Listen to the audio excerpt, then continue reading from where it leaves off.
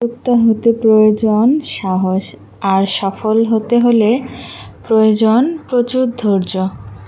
সাহস করে শুরু করবেন আর ধৈর্য সহকারে চালিয়ে যাবেন, ইনশাল্লাহ আপনি একদিন সফল হতে পারবেন। আসসালামু আলাইকুম আপুরা, সবাই কেমন আছেন? আশা করি অনেক ভালো আছেন। আলহামদুলিল্লাহ, আমিও অনেক ভালো আছি।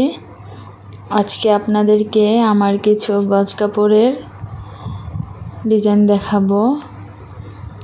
আসলে গ্রামের মধ্যে গজ কাপড়ের চাহিদাটা একটু বেশি থাকে, কারণ মা খালারা তো আর সবাই 3 পিস পরে না, তাদের গজ কাপড়ের খুবই প্রয়োজন হয়। তারা মেক্সি এবং জামা পরে, তার জন্য তারা গজ কাপড়কে বেশি পছন্দ করে। যাই হোক, আমি অনেকগুলো গজ কাপড় এনেছিলাম, তার মধ্যে কয়েকটি ডিজাইন রয়েছে আজকে আপনাদের কাছে। আমার এই ডিজাইনগুলো এই ভিডিওর মাধ্যমে দেখাচ্ছি।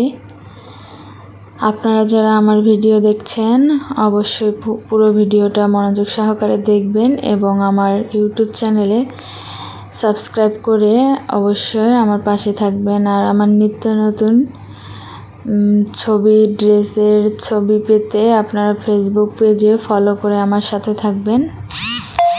আমার ফেসবুক পেজ আমার ইউটিউব চ্যানেলের ডেসক্রিপশনে দেয়া আছে।